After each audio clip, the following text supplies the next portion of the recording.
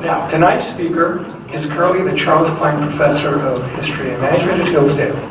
He's a frequent columnist in various publications writing about free market economics and limited government. He's also a guest on numerous radio and TV programs, such as the Michael Medved Show and on Fox TV's Fox and Friends. He was one of the first historians to show how FDR's economic policies did severe damage to the economy. Keynesian economics were especially upset with his book, New Deal or Raw Deal, accusing him of misinformation about FDR. Imagine that. They especially did not like to see the comments from then Treasury Secretary Henry Morgenthau in 1939, notations in his diary, where he was complaining about these policies. Morgenthau wrote, quote, "We have tried spending money. We are spending more than we have ever spent before, and it does not work. And I have just one interest, and if I'm wrong, somebody else can have my job. I want to see this company prosperous. I want to see people get a job. I want to see people get enough to eat. We have never made good on our promises. I say after 8 years of this administration, we have just as much unemployment as when we started, and an enormous debt to boot." What, does that sound familiar? Well, he took a lot of heat for that, so he had to refute these unfounded allegations by citing chapter and verse of the diary and the FDR Presidential Library in Hyde Park, New York. So he got a little bit of notoriety with that book. Tonight's talk, which he's written with his charming wife, Anita Folsom, who's with us tonight, going to offer some examples in their latest book, Uncle Sam Can't Count, on how feel-good projects always fail. The book is scheduled for national release on August the 15th, but we were able to negotiate having some copies here for purchase and for autograph over there at the end of the program. So please join me in welcoming Dr. Burt Folsom.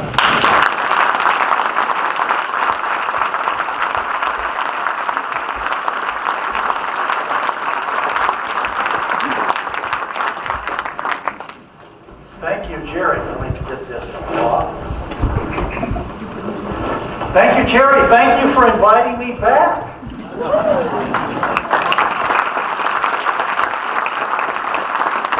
We had fun the last time, and we're going to have some fun tonight. And I want to thank Jerry. I want to thank the friends of Hillsdale College who are here tonight in abundance.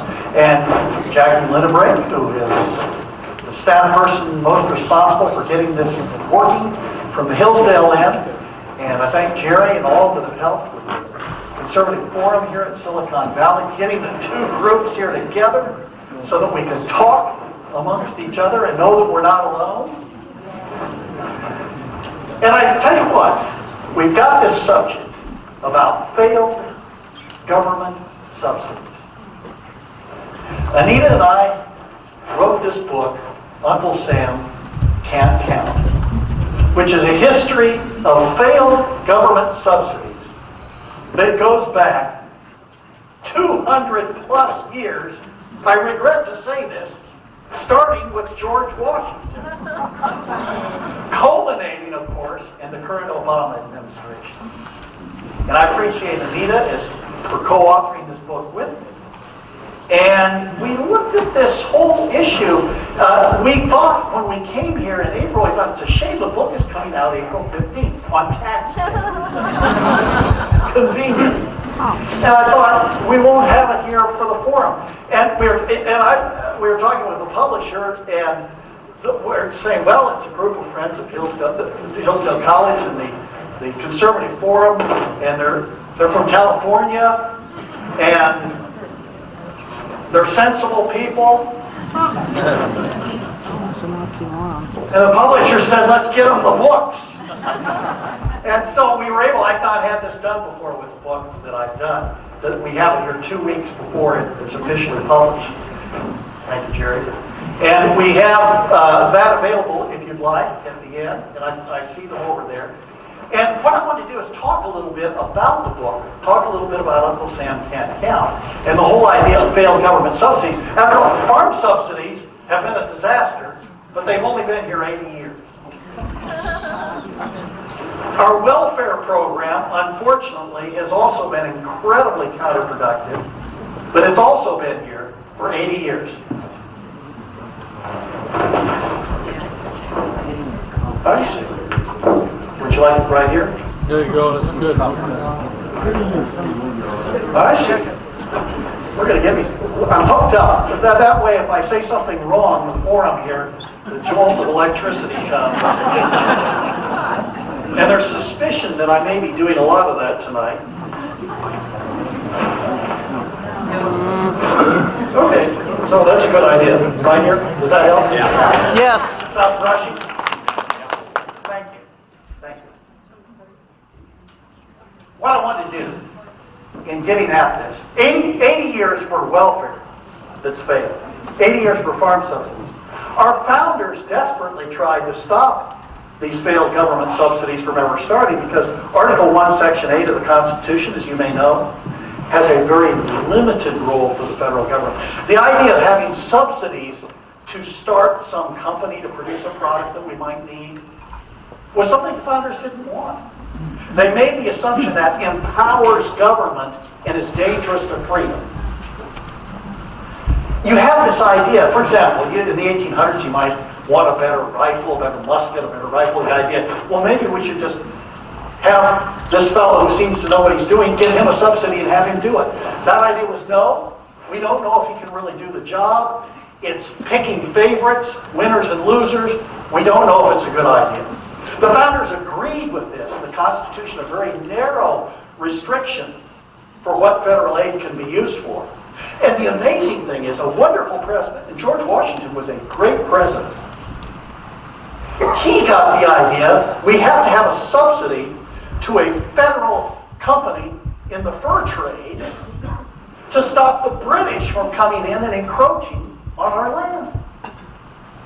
Well, come to find out, we've got this federal fur company, and the British are encroaching right where the fur company is.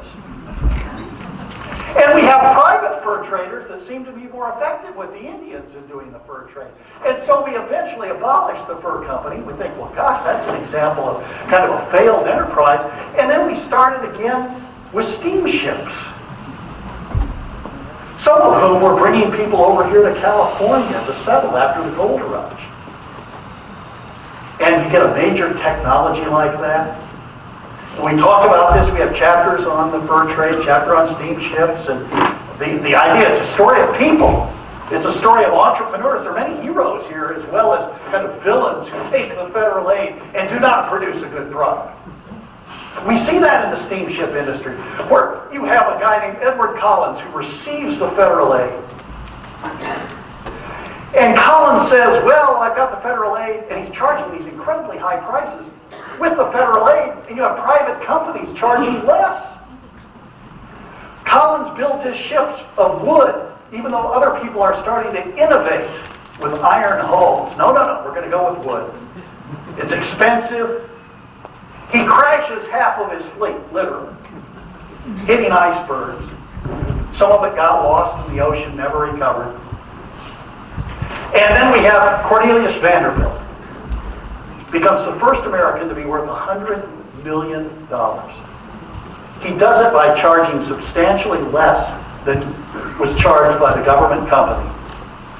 He did it with no federal aid, discounted rates, and full ships back and forth across the Atlantic, and then over around here to California too. We had to stop there in Panama and Nicaragua, and we would kind of take these railroad journeys across and then go to the Pacific and take them all the way to California. That was the strategy that Vanderbilt had. Ends up being a successful company. You know, why? It makes you wonder. But we thought, well, it failed. But when the Californians said, we want to be connected with the Union more explicitly, a Transcontinental Railroad is the strategy. How many studied the Transcontinental Railroad when you were in school? How many studied that it took a lot of federal aid? Let's put it this way. The national debt in 1860, the whole national federal debt was $60 million. That's why they call it the good old days. And we paid 60, did I say 60,000? 60 million. $60 million. Abraham Lincoln said this Transcontinental Railroad is so important that we're going to spend $60 million in subsidies for the Union Pacific and Central Pacific. The railroad was crooked. The railroad was built incorrectly up high grades on the mountains. The railroad was virtually non-functional in many parts of the country. It was a disaster, and the Union Pacific went broke several times. We're pulling our hair out with all those federal subsidies that went into it. Finally, an immigrant named James J. Hill comes along and builds a transcontinental railroad from St. Paul, Minnesota to Seattle, Washington, without 1 cent of federal aid. And that railroad never goes broke, and it's considered by many the best functioning railroad in the nation. Wow. The only transcontinental railroad never to go broke, and the only transcontinental railroad never to receive federal subsidies of any kind.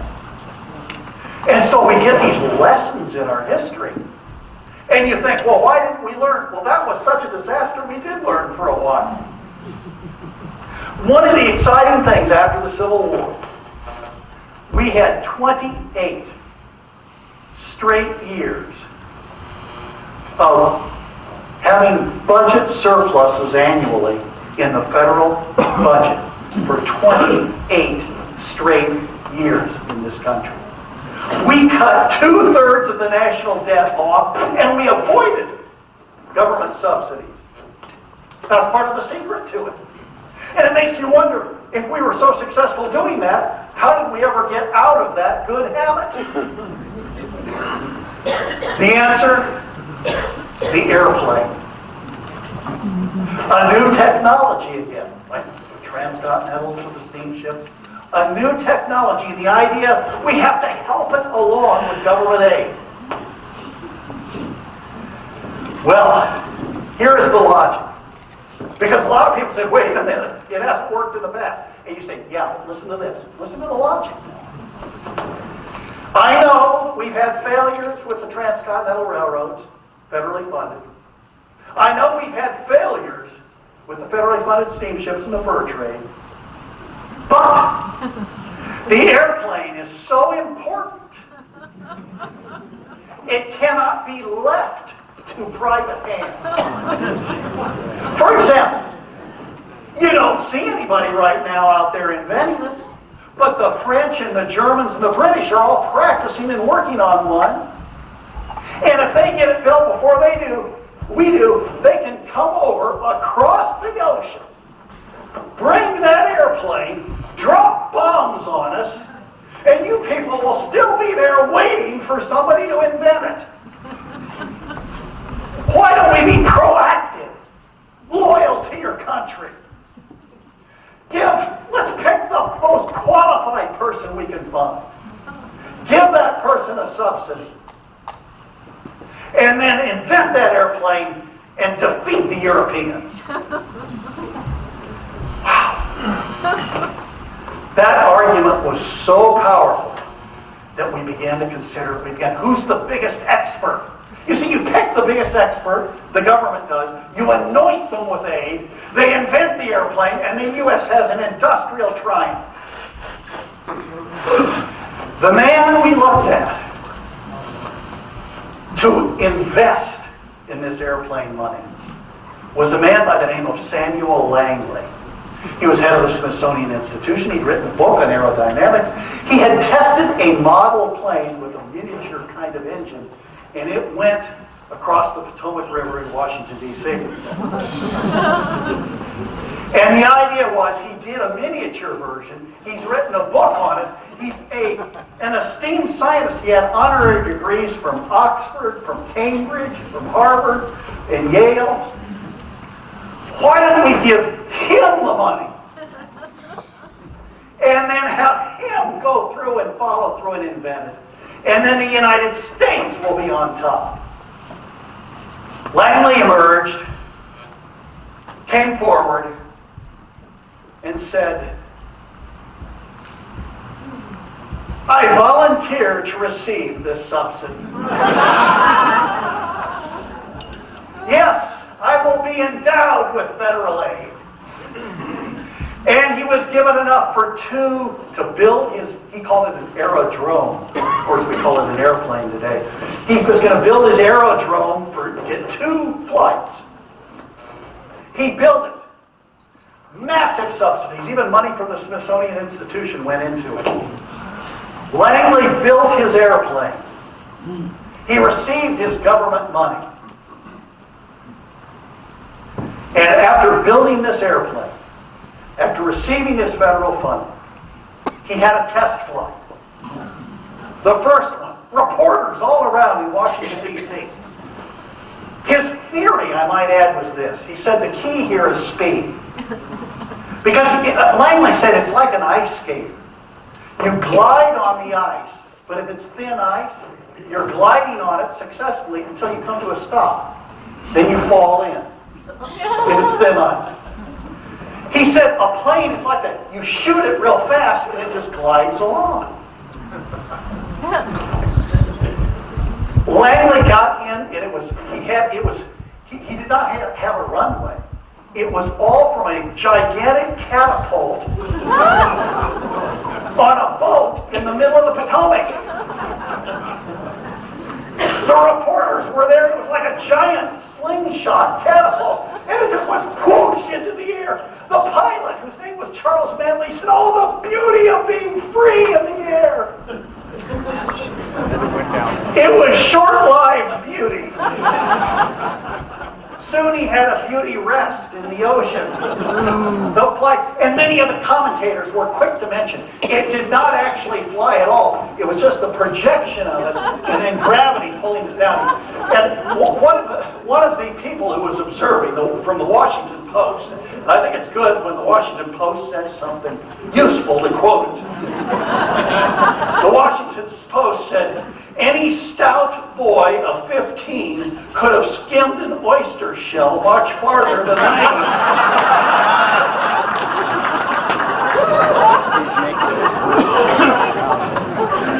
And Langley said, well, Langley's response was this.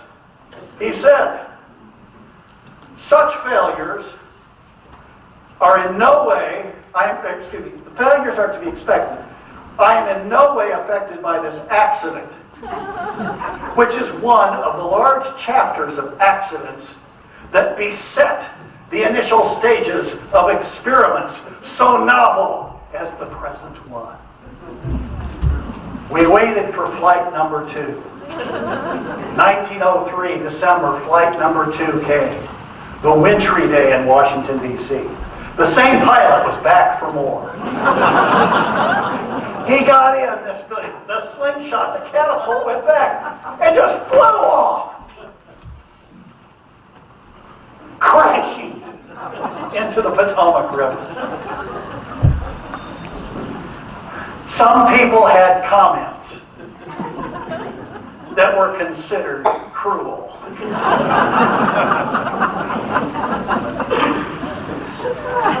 The Boston Herald said, Professor Langley needs to give up his idea of airplanes and try his hand with submarines.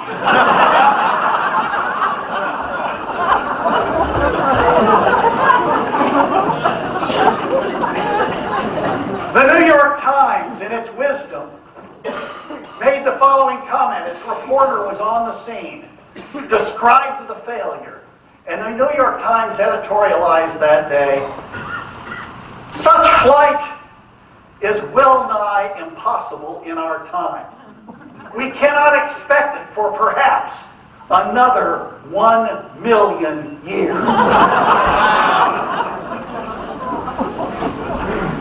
The New York Times estimate was off by 999,999 years plus 356 days.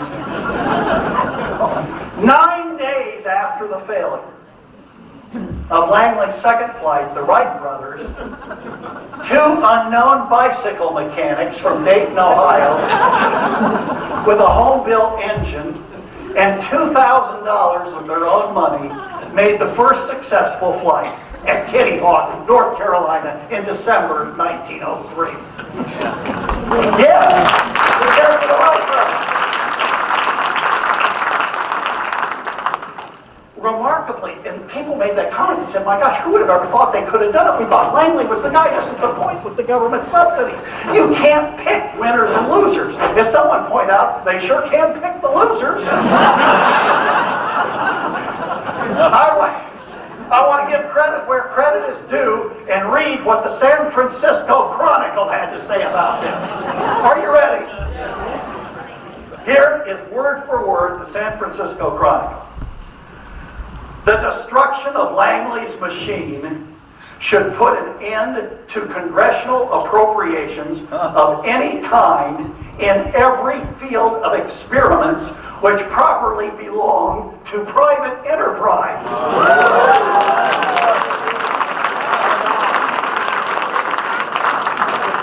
We should send that in and quote it back. If ever there was a quote that misproved the theory of evolution in the newspaper, it's that one right there. I tell you, that's what we had, and that made an impact on that generation. Just as the Transcontinental Railroad failure made an impact on that generation. Now here's what happened though, and it's important to grasp this.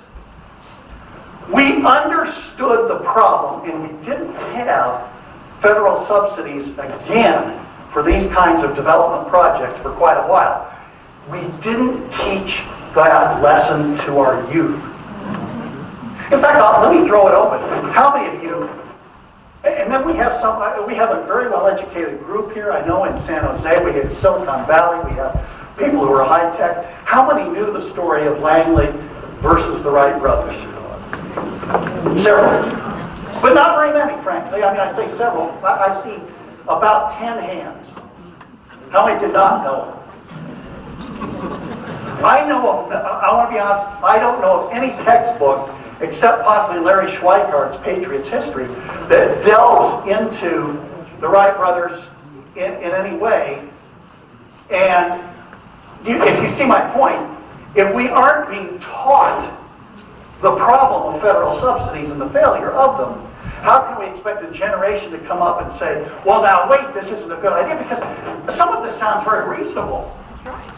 It sounds very reasonable to say, wait a minute, you have this educated guy. The Germans and the British are on our tails here. Let's give them a subsidy and let's catch up and make sure we're ahead of them. The study of history helps us very much with this. It helps at Hillsdale College. It's no wonder we have so many good things going. We take no federal aid. We get students who come in there and say, I'm ready to learn. I mean, I had a situation that was kind of shocking. I said, well, one time I was speaking, I'm going to have to cancel class. Oh, no. I said, Burt, you're not at State University anymore. I said, we need to understand these concepts, and I think all of us do. We were remiss, many people were very patriotic in 1903, decided when the Wright brothers' story was told, they would tell the wonderful story of Orville and Wilbur. And it's a remarkable story.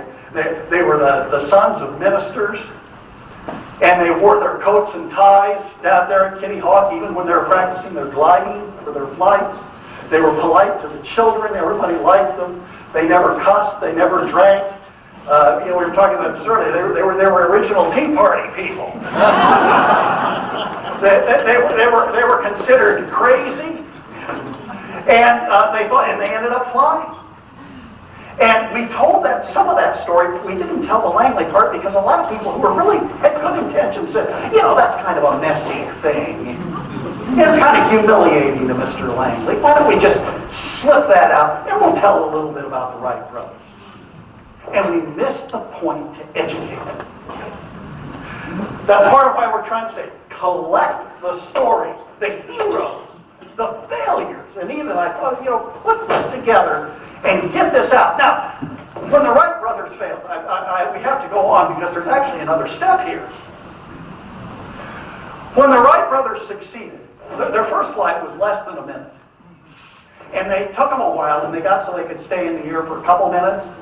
And each year it got longer and longer until they could be in for a half hour. And they had a place at Dayton, Ohio. They'd fly in circles around the city.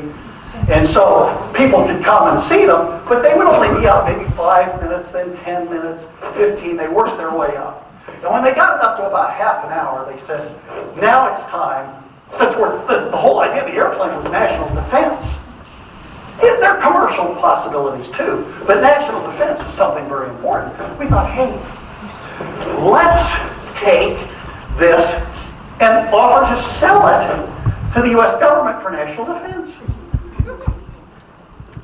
And we had Congress, should we buy this Wright, it was called the Wright Flyer, should we buy the Wright Flyer, their airplane?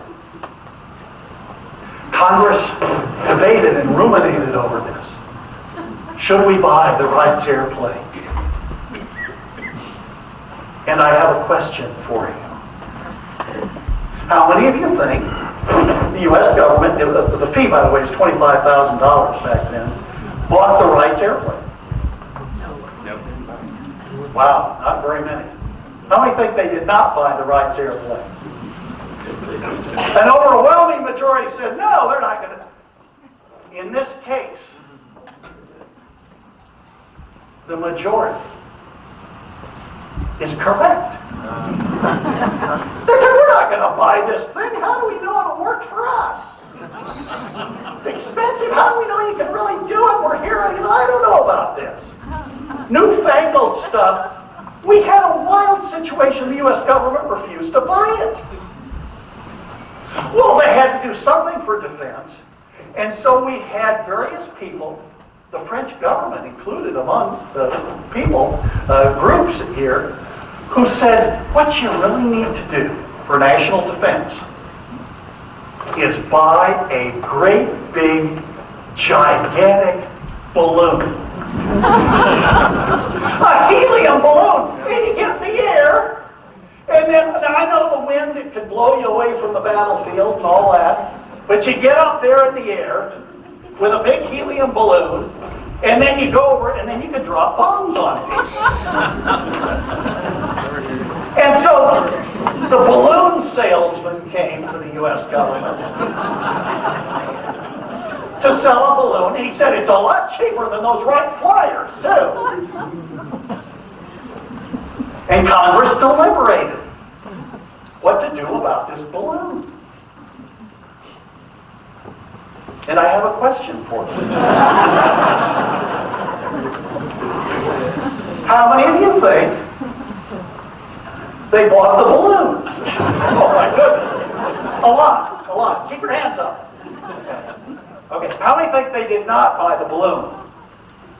Okay, a few. The overwhelming majority of you say they bought the balloon. They didn't buy the Wright's airplane that could fly, but they did buy the balloon, is what you're all telling me. In this case, the majority is correct. They bought the balloon. Now, I have to report that the Wright brothers, for all their willingness never to cuss, drink, were sorely tempted at the decision that had been made. They decided to keep improving their airplane, and they did a double test, one before the U.S. government in Virginia, right outside Washington, D.C. And then they took the Wright Flyer over to Paris. Because they thought, if our government isn't going to buy it, we'll sell it to a foreign government. Which is weird, because the reason for the subsidy in the first place was to keep them from getting the airplane. Wilbur Wright flew for over an hour in France. And it absolutely dazzled the French people, who wanted to sign up right away. And Orville Wright did real well in his flight test in Virginia. And so it became apparent that the U.S. government needed to buy an airplane. And naturally, the Wright brothers airplane was there. But we do have a second contender. Langley,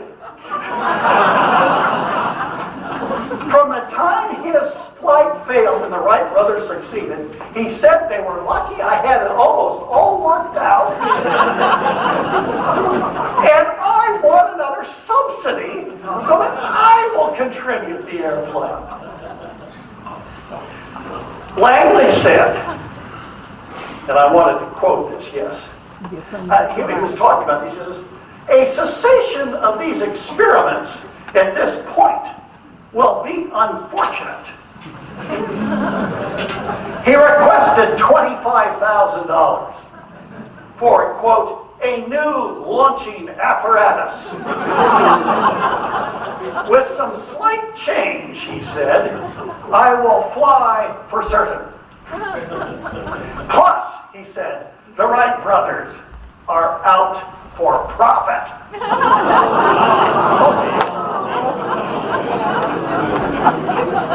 He said he would donate free to the American people forever the Langley airplane. To give him the subsidy. It will fly and it will belong to all of America.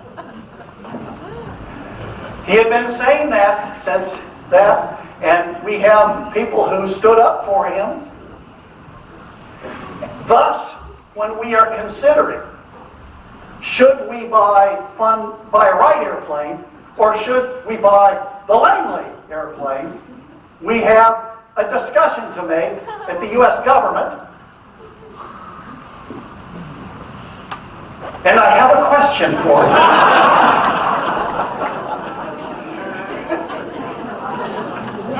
They're going to spend $25,000. But of course, in today's money, that is considerably more. Are they going to spend it, however, on the Wright Flyer, or are they going to spend it on their Langley airplane? How many of you think, after careful deliberation, our politicians, so adept at picking winners and losers, how many think they picked the Wright brothers airplane to buy? Oh my gosh, this is the most cynical crowd I've ever seen. Nobody can be that skeptical. Shame on you. I want you to know something. You're all wrong. They bought the right plane. They bought the Wright brothers airplane.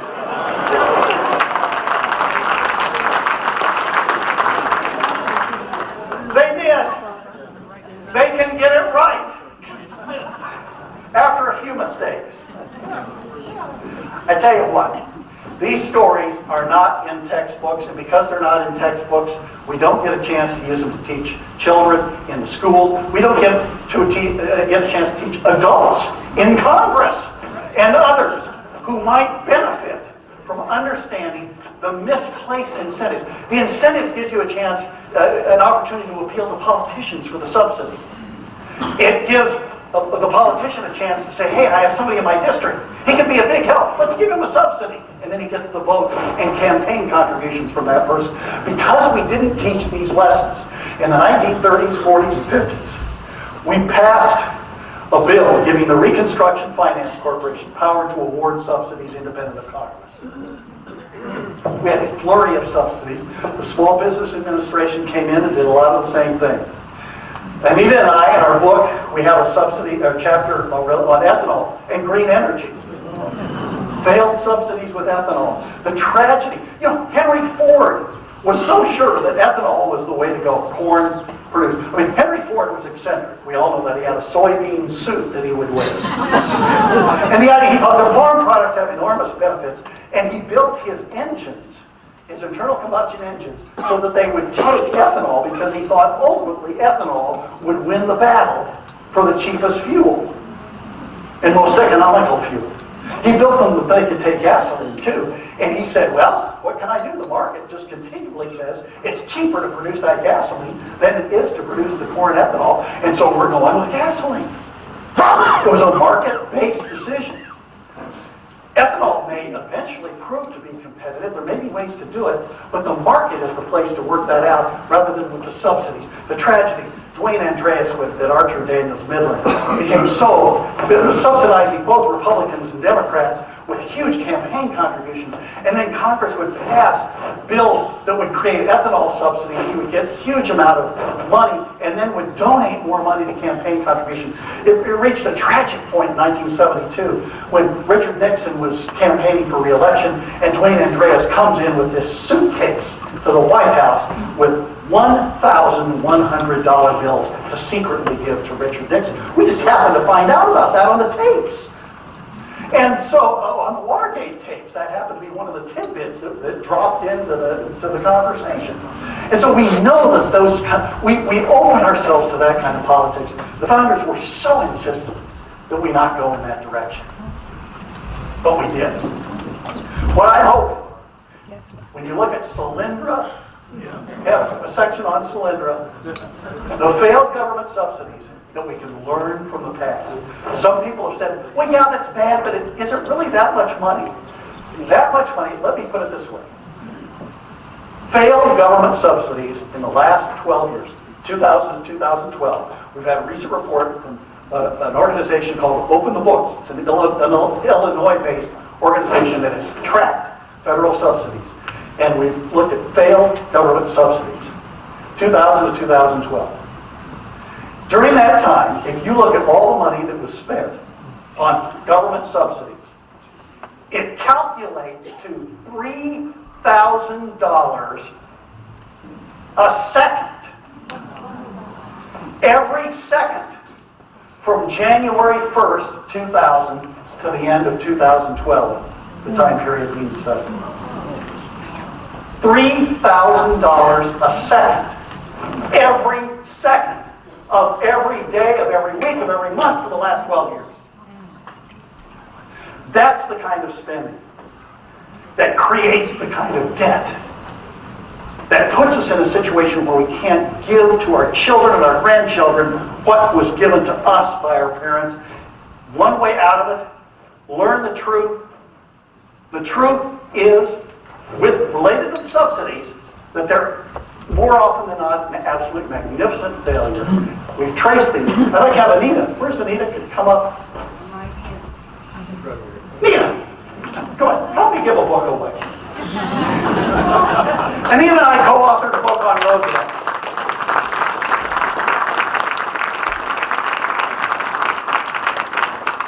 First of all, did anybody vote right on every one of those votes? No! I can't give you a free book. We wrote this book. Go ahead. FDR Goes to War, New Deal or Raw Deal. Let's give these away. Why not two? Where's Sandra? Sandra Corkle? Sandra, come up here. Please. Sandra teaches. I want to help a teacher.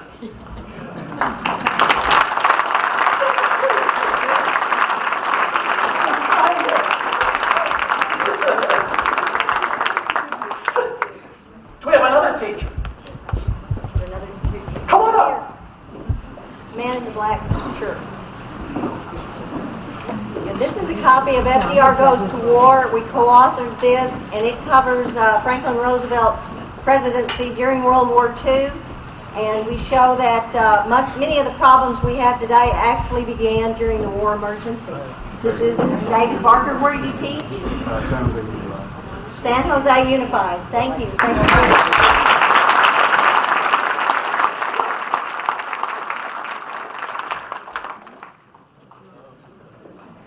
Anita's going to get me fixed up here. She says she's going to try. Okay. Can anybody have a subsidy for a microphone? No, it works actually very well. I'm the one causing the problem by moving around. What I'd like to do is take some questions from the audience. I have Anita up here with me. And hey, I'd be glad to talk about this issue with you tonight. And if you'd like afterwards, Anita and I would be glad to sign books. Uncle Sam can count. Questions? Yes, sir. Langley Field. Langley Field is named for Samuel Langley. They didn't give him the subsidy, but they named the field, at least the second subsidy, but they named the field for it. And that was to show the Wright brothers who the real originator was. Sure. Go ahead, Jerry.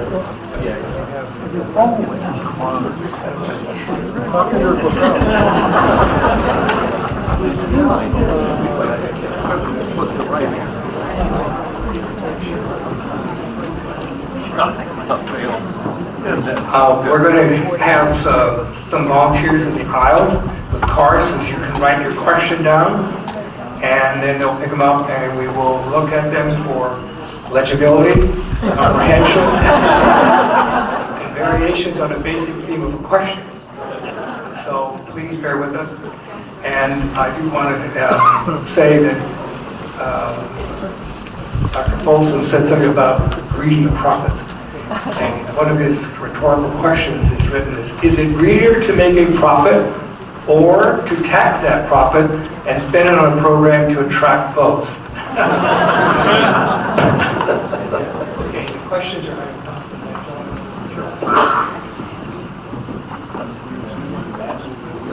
All right, the card's being passed out now. I've got one to start us off here. I wonder if you could comment on the Manhattan Project in the context of your remarks tonight. Yes. Anita can comment on that. She really enjoyed studying. We both did, but Anita really wrote that section up in our book. I worked with Burt on FDR Goes to War because that World War II and the time period before the war, diplomatic history in that period, is what I worked on in graduate school. So I wrote much of the actual military part of that book. But the Manhattan Project is something that we're frequently asked about. And as you know, that was the effort during World War II for the United States to build an atomic bomb. It was theoretical when it was begun. No one knew if it would work. But our concern was we thought the Germans were way ahead in building an atomic bomb. And you may not even know, but this is in FDR Goes to War as well. The Japanese had actually been experimenting with the same atomic principles and writing papers on it somewhat before World War II began. Now, after the war started, the Japanese had in no way had the natural resources to build an atomic bomb. But we were concerned that the Germans were already way ahead of us, so we poured $2 billion from 1942 until 1945 into building atomic weapons. And people always say, well, what about that type of subsidy? And that was a question that Burt and I had to deal with when we're talking about all of the problems that come from these government subsidies. How do you answer that? What do you say about the Manhattan Project? Well, one good answer is simply that the only time we can think of that a government subsidy could be a good idea is in a true national emergency. And those are very, very few and far between. Politicians love to drum up emergencies. We all know that. And I think the most current national emergency is global warming. And it's just ridiculous. It's mostly government-made, the entire crisis. But obviously in World War II, we did have a problem. And we didn't want the Germans to develop an atomic weapon. And we weren't sure about how far they were along on it.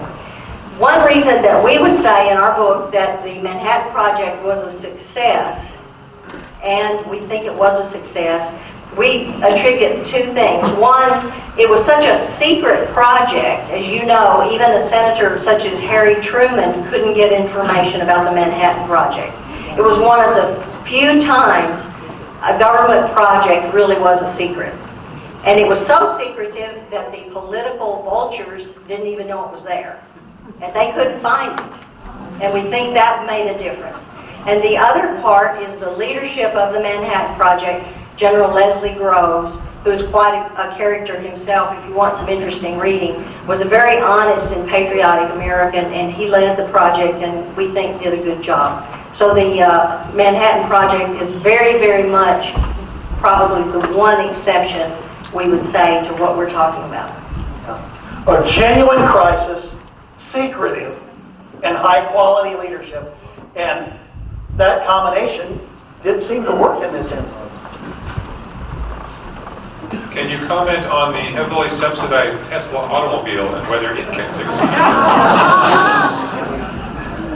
That's what we're facing with today, isn't it?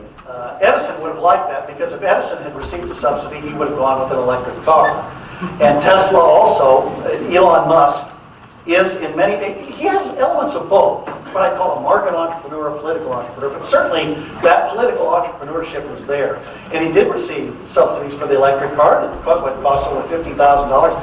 I'm not saying it can't ever be a marketable enterprise, but it ought to be done privately, because when it's done with subsidies, the history is that the receiver of the subsidies does things that make the project less effective rather than more effective. So we're likely to see a long time under a subsidized condition before an electric car will really be functioning really well and at a price that people can really afford. The subsidies are keeping it going. Yeah, that's a good question. The Tesla is not like the Manhattan Project. Can you comment on the greatest subsidy of our time, Obamacare? I want you to think for a moment. Anita described what was present that made the Manhattan Project work. How much of that is present with Obamacare? It's not an emergency, a national emergency. It's not a national emergency. It's something that could be worked through. It's not done in secret. It's not done with high-quality leadership. And this is what you see. Obamacare is much more typical than the Manhattan Project. But when you get instances like the Manhattan Project, it often gets people thinking, well, you know, maybe we can make this thing work. It's a series of special conditions that are absent almost all the time that made the Manhattan Project work, and completely absent in the case of Obamacare. And it's really very sad to see that in action. I guess the best hope, and Ethan and I sometimes when we talk about this, we think maybe the best hope is that it serves as a dramatic example of how not to do health care. And then I keep thinking, but if it is, we have to make sure our children and our grandchildren learn it so that we don't have to go through the enterprise of Langley and the airplane and the Transcontinental Railroad. Keep going through them to learn from history and then apply that learning would really be helpful.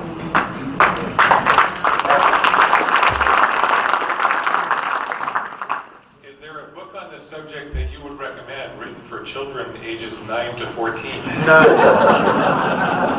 Educating children about these principles is very challenging, and there is a great deal more attention, we think now, on getting particularly economic principles are a little complicated to teach even to high school students, and we need some historians and economists to come along and write on that. Now, Burt has a book, Myth of the Robber Barons, that is a very easy read. And if you have a sharp high school student, they could certainly read Myth of the Robber Barons, and that gets across many of these principles. And that's been in print since for almost 30 years, Myth of the Robber Barons. It's available on Amazon, but there aren't very many, I'm sorry. Wait, I have to say this. Anita and I, we were not exactly typical parents, I guess. Our son did his first term paper in the 3rd grade on James J. Hill, builder of the only private transcontinental and the only one that really succeeded. And he remembers those lessons today. What about NASA and the space program in the early years?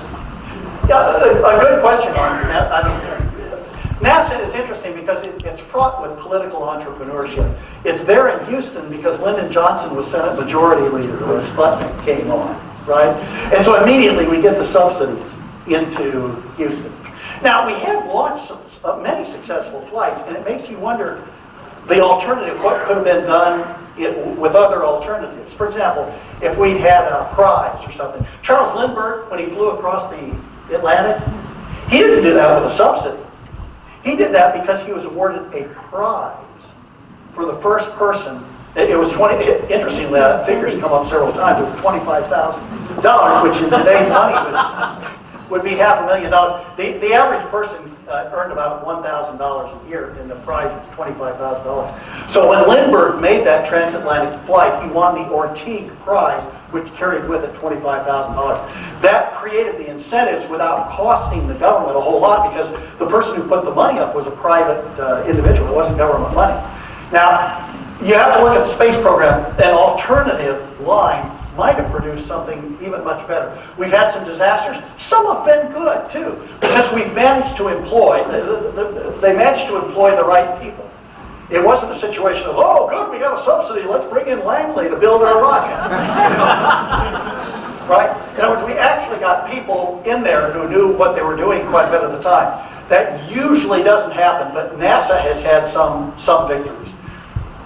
You see some of the subsidy problems with NASA, though, in that movie Apollo 13, because when they have the disaster on board the rocket going to the moon, they don't have standardized parts, and the parts in the lunar module don't fit the main spacecraft, if you remember that part of the movie, and they have to improvise things with duct tape and socks and all sorts of parts. They should have had standardized features in both.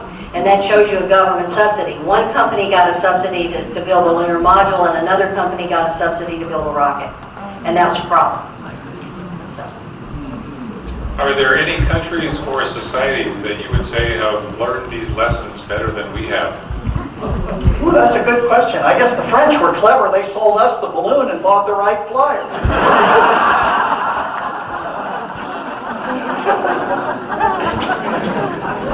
You know, one thing that's interesting is the United States has done very well. I would hesitate in this area of invention and entrepreneurship to put any other country as a whole up. They've had individual moments of glory. The English have, for example. And they helped invent penicillin. You know, they've had some remarkable inventions. But the United States has had that tradition of limited government. And that rugged kind of American tradition, which was part of the first settlers out here to California that you still see sometimes. That you go, my gosh, we can do this, and we're going to have limited government, and I'm going to invent something, and I'm going to accomplish something. And that entrepreneurship combined with the limited government has given the United States more than its share of entrepreneurs. I found teaching at Hillsdale College, I estimate that about 1 out of every 50 students that I come across is incredibly gifted, just naturally gifted, in the area of entrepreneurship. By that, I mean, the person doesn't necessarily know where he or she wants to go to invest or invent, but they have that kind of creative, risk-oriented mind. That willingness they get excited over the idea of ideas and inventions, what can be done, the willingness to persevere. And I keep thinking that may be true with the population, about 2%. What we do with that 2% of the people, do we stifle them with high taxes? In our book, FDR Goes to War, we find the tax rate at 94%. Yeah, at the end of World War II, 94% on all income over $200,000. The improvements with television, I mean fast food, motels, the ballpoint pen, a lot of Xerox machines, all of those came after World War II, after we cut the tax rates. After we cut the tax rate. The corporate rate we cut from 90 to 38%. Those rates got cut, and then the 2% who have those abilities, and others do too, I don't want to just say everybody else doesn't. People are inclined in different ways to have qualities of entrepreneurship, but those people who seem to be gifted in that area, you're in effect turning them loose, saying, you get to keep what you make. And the United States has done a better job with that, not because we're superior people, but in a way we are an exceptional country. We are. We're exceptional because we have freedom, and we've been willing to turn people loose and say, what can you accomplish with your freedom? And we have had a lot done. Amen. That is encouraging. The thing right now that concerns me the most is that no longer is the United States so free in terms of its tax policy. Many countries have much better corporate tax setups than the United States. And what discourages entrepreneurs and investment are these ruinous taxes that suck all the life out of the economy. If you think about it, in the 1930s during the Great Depression, what inventions can you think of that were highly developed? That we point that out in our book, FDR Goes to War. That's one reason the United States was so behind at the beginning of World War II. The taxes promoted by Franklin Roosevelt in the 1930s had sucked the life out of the economy, and inventors were not developing their ideas, not very often. And if the United States keeps up these ruinous taxes, that's what hurts entrepreneurs. This next question pertains to a related era of the United States. Can you please discuss the rationale for the Department of Agriculture and farm subsidies under FDR? I'll start that and Burt can finish it. I mean, that began under Franklin Roosevelt, and the book that Jerry Mungai was mentioning that Burt wrote with the Morgenthau quote, New Deal or Raw Deal. Burt has an entire chapter on the Department of Agriculture. And that was an idea, not of Franklin Roosevelt, but of a college professor. Many of those farm programs. I would say it was an idea so ludicrous, it could only have been conceived by a college professor.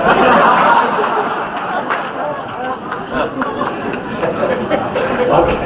And it was a Harvard economist, Professor Black. And the idea is if farmers are in trouble and they're not getting getting a lot of money for their crops, then what you need to do is pay them not to produce. And if you pay them not to produce, it'll have a positive twofold effect. It will increase their income, and then also it will take crops out of circulation and thus naturally raise the price. Well, now that is well and good, I suppose, for the farmers receiving the subsidy, but what about the rest of us buying bread? We have shortages all of a sudden in a time of Great Depression and skyrocketing bread prices when people are on bread lines trying to get some food. It really had terrible unintended consequences. What's interesting is the way the Republicans responded.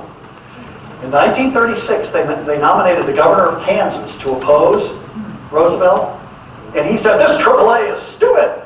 And he got, it was stupid, this dumb, pay people not to produce. Pay me not to produce. Well, it turned out they did. Well, anyway, he was sitting there, pay people not to produce, that's foolish. And so he was getting applause, and so Roosevelt said, okay, is he going to take away the farmer's subsidy? Are you going to take away the farmer's subsidy? And the farmer said, you're going to take away our subsidy? It's the deer in headlights moment. No, we'll just do it better than they do. In other words, we'll administer the AAA better than the Democrats. And so then the question at the ballot box is, do you want to vote for a Democrat who invented this subsidy, or do you want to vote for a Republican who will manage it better? The end result of that election, as many of you know, was Franklin Roosevelt, 523 electoral votes. Governor Landon of Kansas, 8. Yeah. All right, this next question must have come from a masochist. They want you to share with us what was the largest subsidy in our history.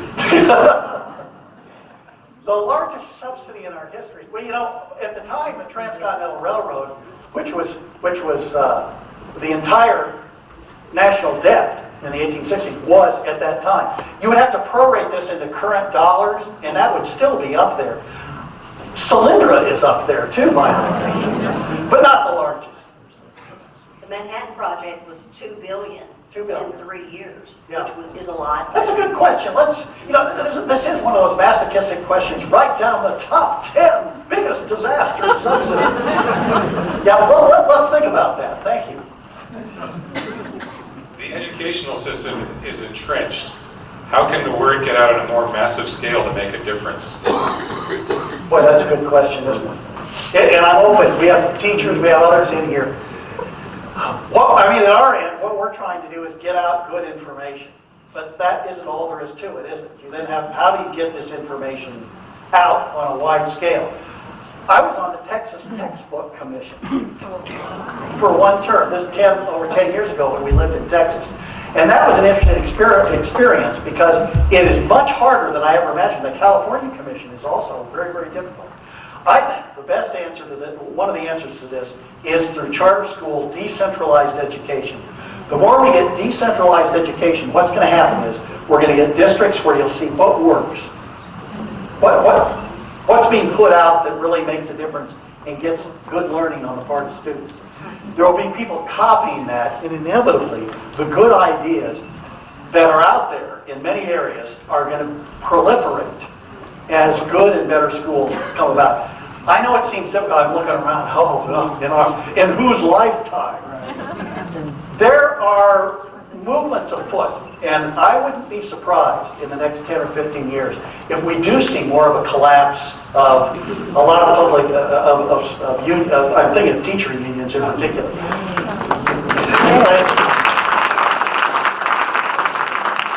I think that answer, it gets a lot easier when we have a more decentralized school system. In a centralized school system where the textbooks are picked by people who don't have sympathy to freedom and liberty, makes it very, very difficult. But I don't think that's beyond victory. I just think we're going to see the bigger victory down the road a bit. And I think one thing that can be done is to really point out to the parents the tragedies in these school systems are the children of these low-income parents and the parents who desperately want an education for their children. And they don't have the money to go to the high-priced private schools, or they don't have the personal resources, or you have the single moms, and so they are sending their children into the public schools. One thing is to point out to them, and here's an example that we've watched unfold. We spend about half the year in Atlanta, Georgia, because that's where we do our writing. Our son lives down there, and the other half of the year we're in Hillsdale. Well, in Atlanta, Georgia, a few years ago, their superintendent of the Atlanta Public Schools, a huge school district, was a female who was Dr. So-and-so, and she was getting phenomenal results in the Atlanta school system. It was touted all over the country. Did any of you read about that? Atlanta was just great. And it was touted all over the country for the results this superintendent was getting. What was she doing?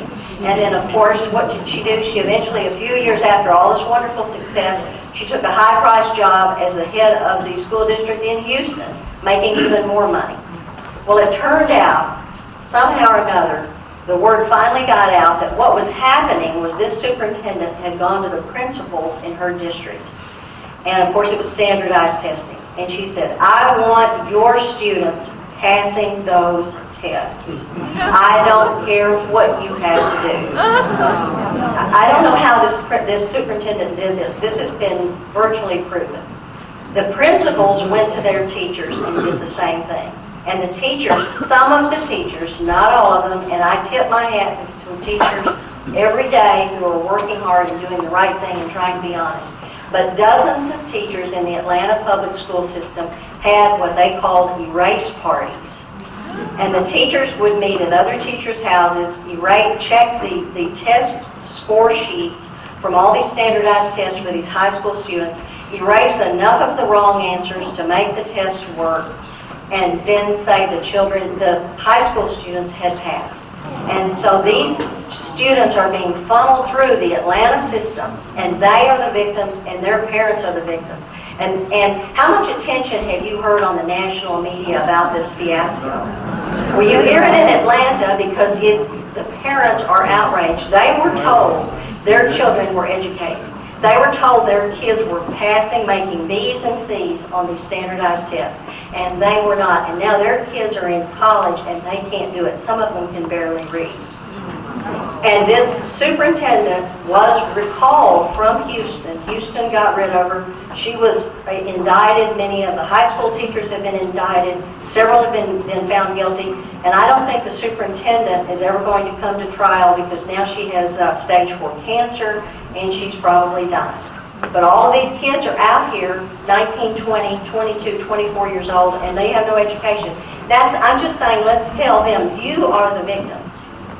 You are the victims. And if you don't ask for accountability from these teachers and from these systems, you are going to be the victims. And Hillsdale College has a program now to open more and more charter schools, and we're opening one in Atlanta.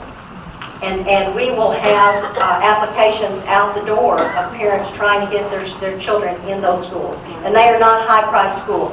That's where I think you can find a good private school and help them get the price down on tuition.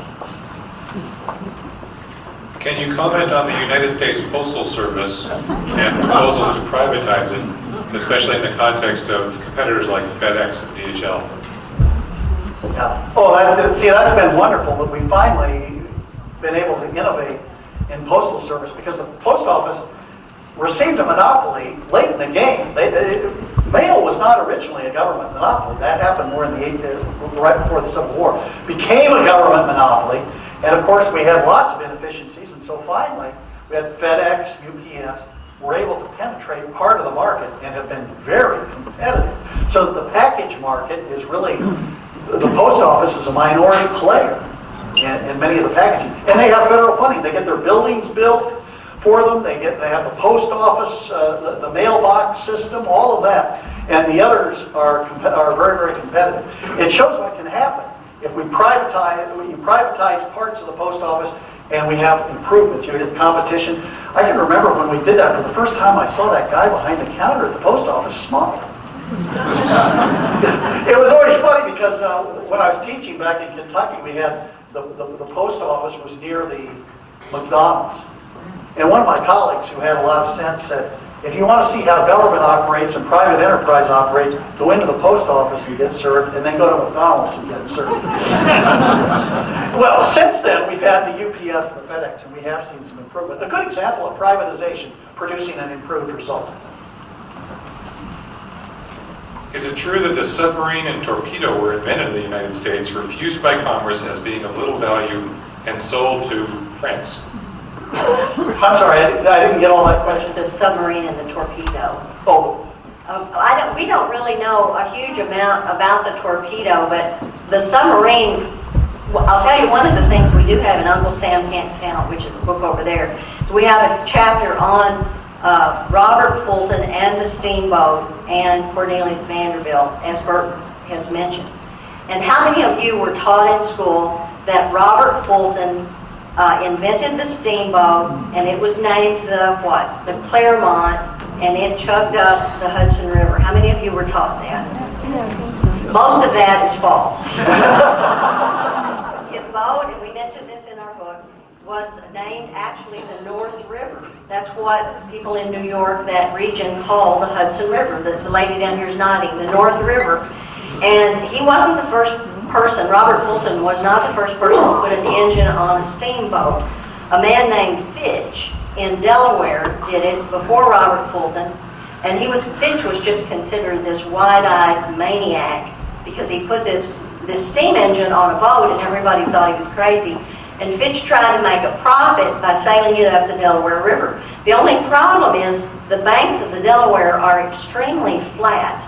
And he would have his steamboat going up the Delaware River, and the stagecoaches of the day would pass his steamboat. And who wants to go on a slow boat up the Delaware River when you can get on a stagecoach and go twice as fast? So Fitch went broke very quickly. But Robert Fulton, now he really was, I'm sad to say, he was very much a political entrepreneur. He worked the political system. And to get back to the submarine, he had actually tried to develop a submarine when he was in Europe. Robert Fulton spent 20 years in Europe, and he tried to sell Napoleon his plans for a submarine, and Napoleon wasn't interested. So we're not really experts on the whole history of the submarine, but we do touch on that part. But Fulton was a no-go with Napoleon. So then Robert Livingston, actually one of the founders, talked Robert Fulton into coming back to New York and setting up a steamboat line.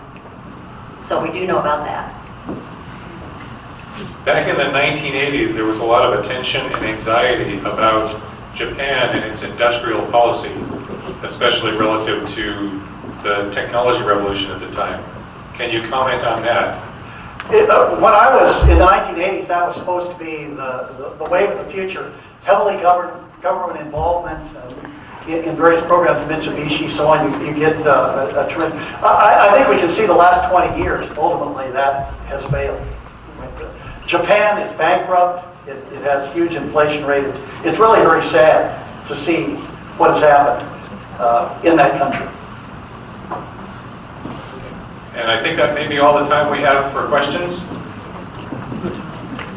Thank you.